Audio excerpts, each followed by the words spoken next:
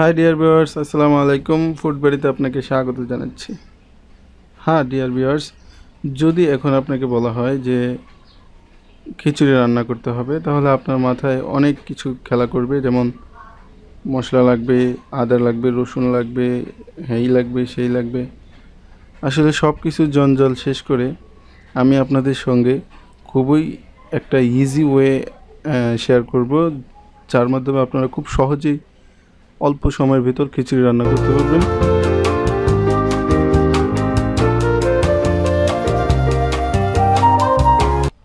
সর্বপ্রথম অবশ্যই খিচুড়ি প্যাকেট থেকে খিচুড়ির যে উপাদানগুলো আছে, চাল, তেজপাতা, ধনিয়া, এই এলাচ, দারচিনি, হ্যাঁ যা যা লাগে আর কি, সব কিছু এই প্যাকেটটাতে দেয়া থাকে।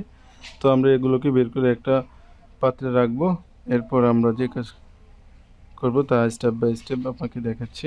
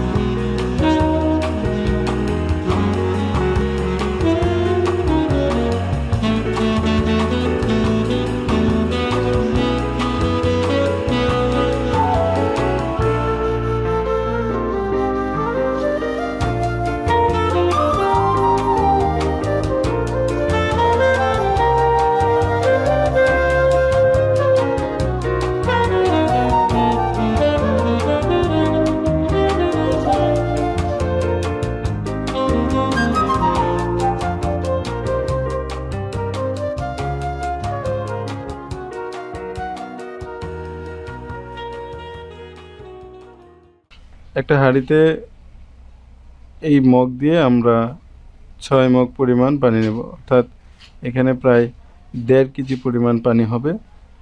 তো সেই 1.5 কেজি পরিমাণ পানি নিয়ে আমরা এই পানিটাকে ফুটিয়ে নেব, একবারে বলক তুলে নেব।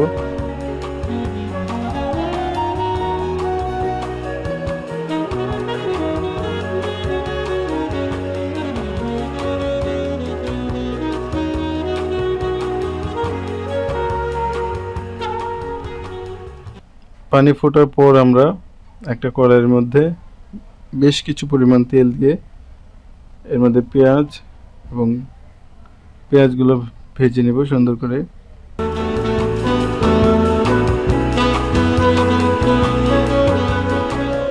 যখন পেঁয়াজ ভাজা হয়ে যাবে তখন আমরা এর মধ্যে খিচুড়ি মিক্সের যে মশলাগুলো আছে, যে খিচুড়ি মিক্সটা পুরোটাই আমরা এর ভিতরে ঢেলে দেব। দেওয়ার পর সঙ্গে সঙ্গে যে ফোটানো পানিগুলো আছে এই পানিগুলো দিয়ে দেব।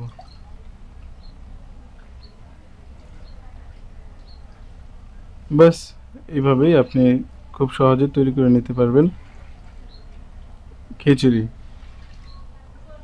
যদি এই টিপসটা আপনাদের কাছে ভালো লাগে তাহলে আমার চ্যানেলটাতে এখনই সাবস্ক্রাইব করবেন আরও নতুন নতুন ভিডিও পাওয়ার জন্য।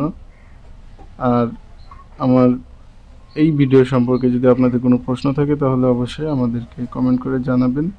আপনার সকল প্রশ্নের উত্তর দেওয়ার চেষ্টা করব। তো এই পানি দেওয়ার পর আপনি একটা ঢাকনা দিয়ে ঢেকে দেবেন সেদ্ধ হওয়ার জন্য। তো যখন এই পানি শুকিয়ে যাবে তখন আমরা যে কাজটা করব তা হচ্ছে 4-5টা কাঁচামরিচ দিয়ে ঝিম জালে আরও 20-15 মিনিট রেখে দেব।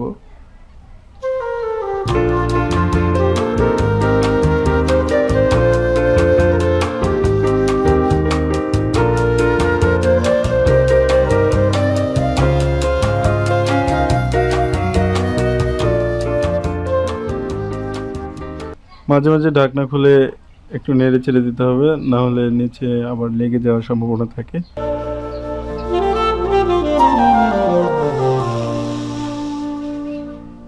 আপনি এটা বাসায় তৈরি করবেন। আসলে এই খিচুড়িটা খেতে খুবই টেস্টি। এত কোনো ঝামেলা ছাড়াই যে এত সুন্দর খিচুড়ি রান্না করা যায়, আপনারা যদি এটা ট্রাই করেন তাহলেই বুঝতে পারবেন যে কতটা টেস্টি হয় এবং কতটা সহজেই এই মজাদার রেসিপিটা করা যায়। তো সকলের কাছে আমন্ত্রণ রইল, আপনারা এই রেসিপিটা বাসায় তৈরি করবেন, আর কেমন টেস্টি হলো সেটা আমাকে জানাবেন। সবাই ভালো থাকবেন, সুস্থ থাকবেন, এই প্রত্যাশায় আজকের মতো বিদায় নিচ্ছি। আল্লাহ হাফেজ।